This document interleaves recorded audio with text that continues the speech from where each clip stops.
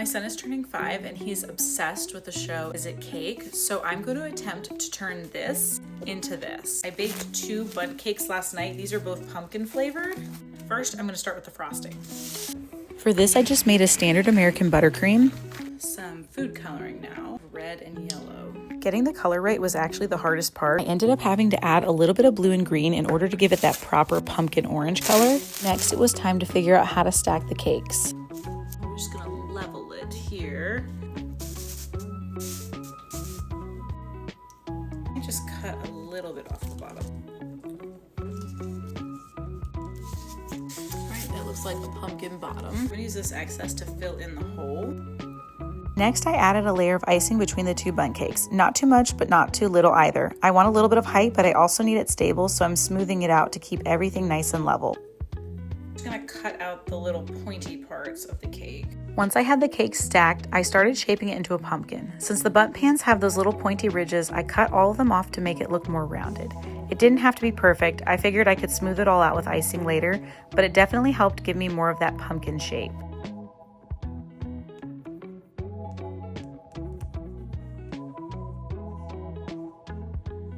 All right, I know this is sort of looking like a flower, but I decided to trust the process and start with the crumb coat. I definitely didn't have enough icing to do a proper coat, but I was determined to stretch it as far as I could because I did not want to make any more. I also don't have proper cake decorating tools, so I just used a folded piece of parchment paper and later a piece of a plastic cup that I cut out to smooth the frosting around the pumpkin. Since I was already planning on adding fondant, I wasn't concerned with making it perfectly smooth.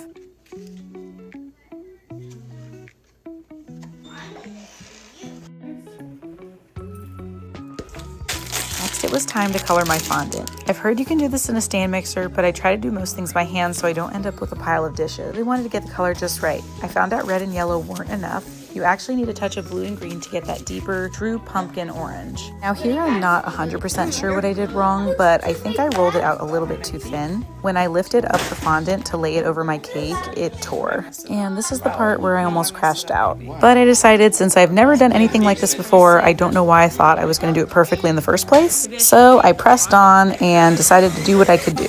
I ended up cutting little pieces of fondant out and patching up the holes. Here's where I started losing steam. I needed to color the stem and then put that on top of the cake. I totally forgot to film this part, but I ended up painting the pumpkin over with a little bit of copper food coloring mixed with water just to give it a little bit more depth and dimension. I chilled it overnight and then dusted it with cornstarch the next day so that it would match the other pumpkins.